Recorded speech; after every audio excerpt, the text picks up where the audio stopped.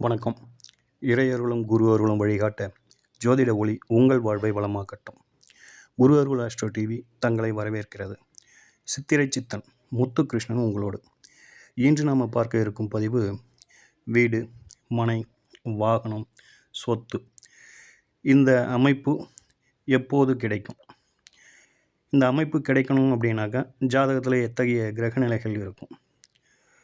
இதை பற்றிய ஒரு முழுமையான, தெளிவான, எளிமையான ஒரு காணொளி தான் இந்த காணொளி. அதனால் இந்த காணொளியை பார்க்கின்ற அன்பர்கள் பொறுமையாகவும் கொஞ்சம் நோட்ஸ் எடுத்து பழகிக்கோங்க. அது ரொம்ப முக்கியம். இப்போது எனக்கு ஜோசியமே தெரியாதுன்றவங்க கூட நாம் சொல்கிற இந்த விஷயத்தை எழுதி வச்சு உங்கள் ஜாதகத்தில் நீங்கள் அப்ளை பண்ணி பார்த்தீங்கன்னா மிக எளிமையாக உங்களுக்கு புரியும் நண்பர்களே. அதே போல் இந்த பதிவு பொறுத்தவரையிலும் ஜோதிடம் இப்போது படித்து கொண்டு இருக்க அன்பர்களுக்கு ரொம்ப ரொம்ப ரொம்ப பயனுள்ள பதிவாக இருக்கும். இந்த விதிகளை நிச்சயமாக உங்களுக்கு வரும் வாடிக்கையாளர்கள் அல்லது தெரிந்தவர்கள், உங்களது ஜாதகம், உங்கள் நண்பருடைய ஜாதகம்னு சொல்லிட்டு நீங்கள் ஆய்வு பண்ணுறதுக்கு இந்த விதிகள் ரொம்ப துணை புரியும். அதனால் சொல்கிற விஷயத்த நோட்ஸ் எடுத்து வச்சிங்க. ஒரு நோட்டு எடுத்து பேனா எடுத்து எழுதி வச்சுக்கோங்க அப்படிங்கிறது ஒரு ஜோதிடர் நம்மளுடைய பரிந்துரை. ஏன் சொல்கிறோம் அப்படின்னாக்கா, இங்கே நம்ம இந்த பதிவில் முதல்ல தெளிவான இந்த விதிகள் விளக்கங்கள் கொடுத்துருவோம். அடுத்தது இந்த விதிகளை இப்போது சமீபத்தில் ஒரு ஜாதகத்துக்கு நாம் பலன் சொல்லும்போது அவருக்கு அந்த 4ஆம் பாவம் சார்ந்த ஒரு மகிழ்ச்சியான ஒரு செய்தி அவருக்கு கிடைச்சிது. ஆக இந்த பதிவில் உதாரண ஜாதகத்துடன் கூடிய 4ஆம் பாவம் தொடர்புடைய ஒரு விதிகளையும் விளக்கத்தையும் எளிமையாகவும் எல்லோருக்கும் புரிகிற வண்ணத்தில் நாம் இந்த பதிவில் பார்க்க இருக்கின்றோம். இந்த காணொளியை முதல் முறையாக பார்க்கும் அன்பர்கள் முழுசாக பாருங்கள். பார்த்துட்டு பிடித்திருந்தாலும் பயனுள்ளதாக இருந்தாலும் இந்த வீடியோவுக்கு ஒரு லைக் போடுங்க. இந்த காணொளி பற்றிய கருத்துக்களை கமெண்ட் பாக்ஸில் பதிவு செய்யுங்க. மறக்காமல் சேனலை சப்ஸ்கிரைப் செய்து உதவுங்கள் நண்பர்களே. வீடு, மனை, வாகனம், சொத்து இப்படிங்கிறது எதை வைத்து நம்ம ஒரு முடிவுக்கு வரோம் அப்படின்னாக்கா, இதற்கான காரகம், பாவகம், கிரகம் அப்படிங்கிறதுலாம் முதல்ல தெரிஞ்சுக்கணும். இதுக்கு சம்மந்தப்படும் விஷயங்கள் அப்படின்னும்பொழுது முதல்ல 2ஆம் பாவம், அதுதான் தனஸ்தானம். அந்த தனஸ்தானம் நல்ல வருவாயை கொடுத்து நமக்கு நம்ம கிட்ட இருக்கிற அந்த பொருளாதாரம் நம்மளுடைய அன்றாட தேவைகளுக்கு பயன்பட்டு மீதி நம்ம சேமித்து வைப்போம். அந்த சேமித்து வைக்கின்ற பொருளை நாம் என்ன பண்ணுவோம் அப்படின்னாக்கா, பொருளாதாரத்தை, பணத்தை பாதுகாப்பான முறையிலையும் கூடுதலாக நமக்கு அந்த பாதுகாப்பும் இருக்கணும், அடுத்ததாக அது நமக்கு ஒரு வருமானத்தையும் கொடுக்கணும் அப்படின்னு சிந்தித்து என்ன செய்வாங்க அப்படின்னாக்கா, ஒரு ப்ராப்பர்ட்டி வாங்கிறது, லேண்ட் வாங்கிறது, விவசாய பூமிகளை வாங்கி வைக்கிறது. அது விவசாய பூமிகள் அப்படின்னு சொல்லும்பொழுது இந்த தோப்பு, துறவு இதெல்லாம் கூட அதனோட சேர்ந்துக்கும் அப்படின்ற மாதிரியான ஒரு நிலைப்பாடு. இன்னும் ஒரு சிலர்லாம் ஒரு பெரிய கனவுகளோடு இருப்பாங்க. எப்படின்னா நம்ம வீட்டை கட்டிடணும், நமக்குன்னு சொந்தமாக ஒரு வீடு இருக்கணும் அப்படின்ற கனவுகளோடு இருப்பாங்க. அதற்கு முக்கியத்துவம் கொடுத்து அந்த சிறுக சிறுக சேமித்த பணத்தை வீட்டின் மேலே முதலீடு செஞ்சு அதை தனக்குரியதாக ஆக்குவாங்க. ஆக 4ஆம் பாகத்தில் எவ்வளவோ காரகத்துவங்கள் இருந்தாலும் இந்த வீடு, வாகனம், சொத்து இதுக்கு ஒரு ப்ரியாரிட்டி கொடுத்து இது எப்போ அமையுது அப்படிங்கிறத நாம் இந்த பதிவில் பார்க்க இருக்கிறோம். இதற்கு முதல்ல நம்ம முதல்ல கிரகங்களை முதல்ல பார்த்துருவோம். கிரகங்கள் அப்படின்னு சொல்லும்போது காரக கிரகமாக நிலக்காரகர், பூமிக்கு காரகர், வாகனக்காரகர் என்று சொல்லக்கூடிய செவ்வாய் பகவானின் பங்கு இதில் முக்கியமானதாக கருதப்படுது. இந்த செவ்வாய் பகவானோடு சேர்ந்து மனோகாரகர் சந்திர பகவான், அதுக்கு அடுத்ததாக செல்வ கிரகங்கள் என்று சொல்லக்கூடிய சுக்கிர பகவான், குரு பகவான், இவர்கள் யாராச்சும் ஒருத்தர் சேர்ந்து இருக்கிறது.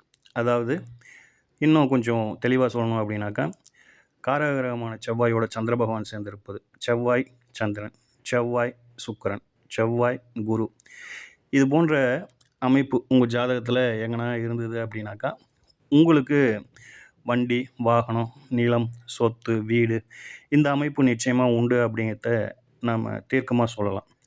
அடுத்ததாக 4ஆம் பாவாதிபதி பலமாக இருக்கிறது.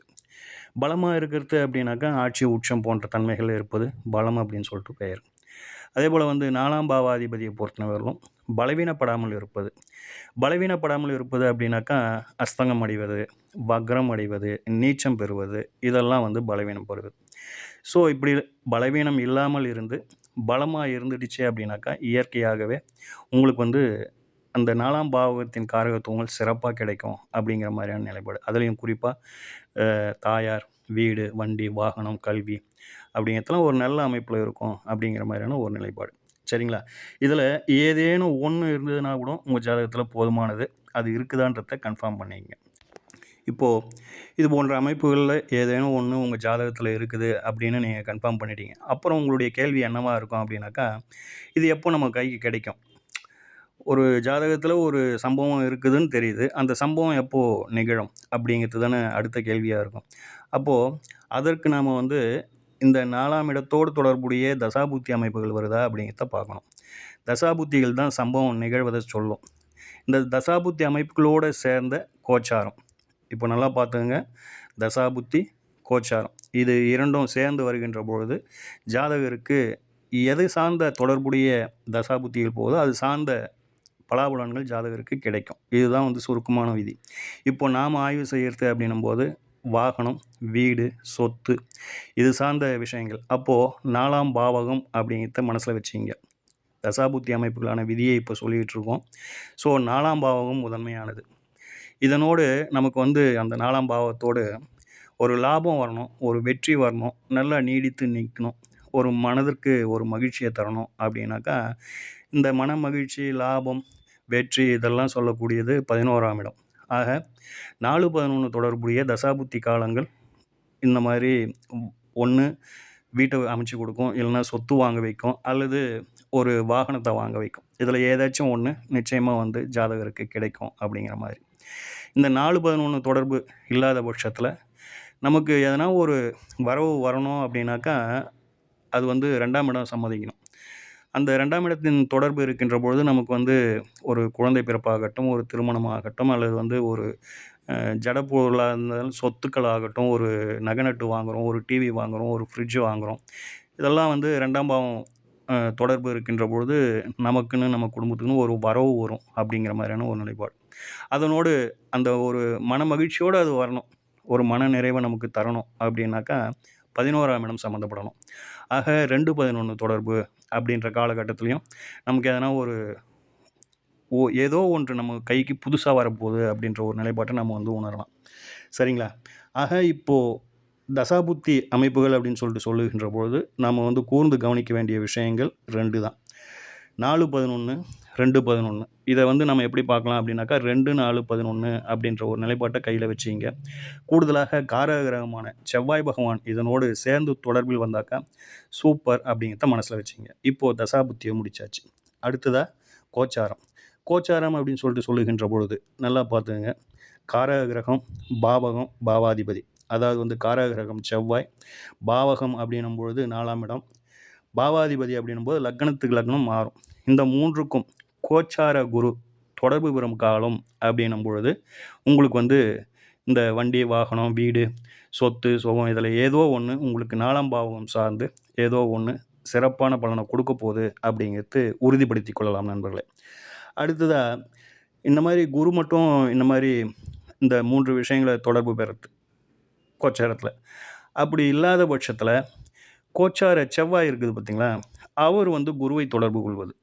சரிங்களா? இத மட்டும் எழுதி வச்சுக்கோங்க.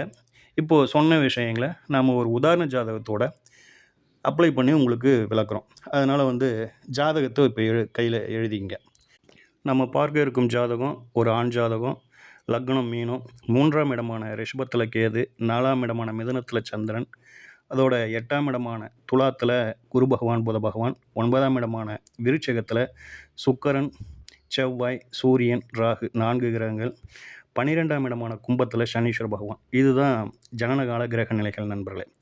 இப்போ இந்த ஜாதகத்தில நாம முதல்ல தெரிஞ்சுக்க வேண்டிய விஷயம் என்னன்னாக்கா, கிரக தொடர்புகள் இந்த ஜாதகத்தில எப்படி இருக்குது? நம்ம ஒரு கிரக தொடர்புகள சொல்லியிருந்தோம். என்ன சொல்லியிருந்தோம் அப்படின்னாக்கா, செவ்வாய், சந்திரன், செவ்வாய், சுக்கிரன், செவ்வாய், குரு அல்லது 4ஆம் பாவம் சிறப்பா இருக்கிறது, அல்லது 4ஆம் அதிபதி நல்ல பலமா இருக்கிறது அப்படின்லாம் சில விஷயங்கள சொல்லியிருந்தோம். இந்த ஜாதகத்தில் என்ன மாதிரியான ஒரு அமைப்பு இருக்குது அப்படின்னாக்கா, முதல்ல சொல்லியிருந்தோம் பார்த்தீங்களா, கிரக இணைவுகள். 9ஆம் பாவத்தில் பார்த்தீங்கன்னா, செவ்வாய் ஆட்சி பெற்று இருக்க, அதில் வந்து சுக்கிரன் சேர்ந்து இருப்பார். ஆக செவ்வாய் சுக்கிரன் சேர்க்கை அப்படிங்கிறது இந்த ஜாதகத்தில் இருக்குது. அப்போது இவருக்கு இந்த வீடு, மனை, வாகனம் இது சார்ந்த தொடர்புடைய தசாபுத்தி காலம் வருகின்ற பொழுது அது சார்ந்த அமைப்பை வந்து இவர் வந்து பெறுவார் அப்படின்னு சொல்லிட்டு சொல்லணும். இப்போது நடப்பு தசாபுத்திகளுக்கு வந்துடுவோம். முதல்ல ஒரு விதியை பார்த்தாச்சு. அடுத்தது இது எப்போ கிடைக்கும் அப்படின்றது தானே கேள்வி. அப்போது தசாபுத்தி தானே அதை வந்து கொடுக்க போகுது. இப்போ நடக்கிற தசை அப்படின்னும் பொழுது இவருக்கு வந்து சனீஸ்வர பகவான் தசை நண்பர்களே. 12ல் இருக்கிற மாதிரி கிரகநிலைகள் சொல்லுது. நாம் எந்த ஒரு கிரகத்துக்கும் தசாபுத்தி அமைப்புக்குள்ளே போகிறோம் அப்படின்னாக்கா, அதுக்கு வந்து பாவகத்தை முதல்ல பார்த்துடணும். பாவக மாற்றம் எதனா இருந்ததுன்னா அதை கூர்ந்து கவனிச்சுட்டு அதை நம்ம எடுத்துக்கணும். அந்த வகையில் இந்த சனீஸ்வர பகவான் இந்த ஜாதகத்தில் 11ல் இருக்கிற மாதிரியான ஒரு அமைப்பு பாவ கட்டத்தில். அப்போது 11ஆம் இடம் பலமாகி 11ஆம் அதிபதி தனது தசையை நடத்துகிறார் அப்படிங்கிற மாதிரி. இது நல்ல விஷயம். சாரநாதன் அப்படின்னும் பொழுது 2-9க்குரிய செவ்வாயோட சாரத்தில் இருக்கிறார். இது இன்னும் சூப்பர்.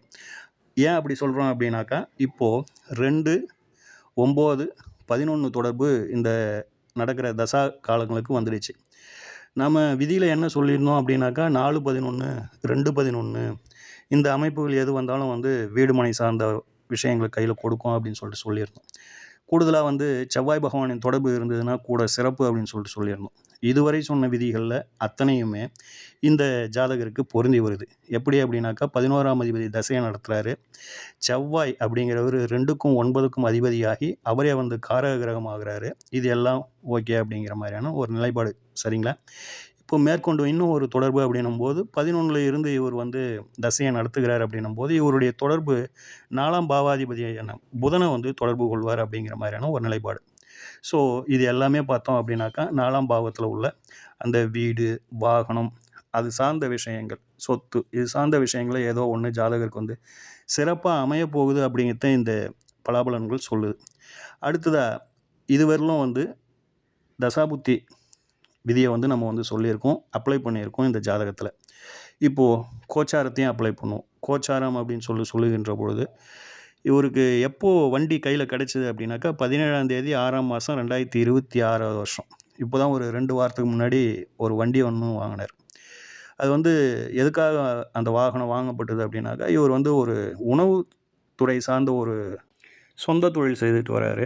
அந்த தொழிலுக்கு இவருக்கு வந்து ஒரு வாகனம் தேவைப்படுது. இந்த வாகனத்தின் விலை அப்படின்னு சொல்லும்போது ஒரு 8,00,000 என்னவோ சொன்னார்.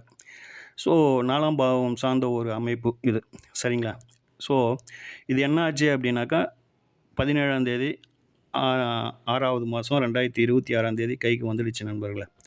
இப்போது கோச்சாரம் அப்படின்றத நம்ம இங்கே வந்து சொல்லிடணும். அன்றைய நிலையில் இவர் கைக்கு வண்டி வந்துச்சு பார்த்தீங்களா, அன்றைய நிலையில் கோச்சாரம் அப்படின்னும்போது இதில் வந்து செவ்வாய் வந்து கோச்சார செவ்வாய் மேஷத்தில் ஆட்சி மூல திரிகோண பலத்தோட இவருடைய ஜாதகத்தில் இருக்கிற பிறவி ஜாதகத்தில் இருக்கிற குரு பகவானை தொடர்பு கொள்வார்.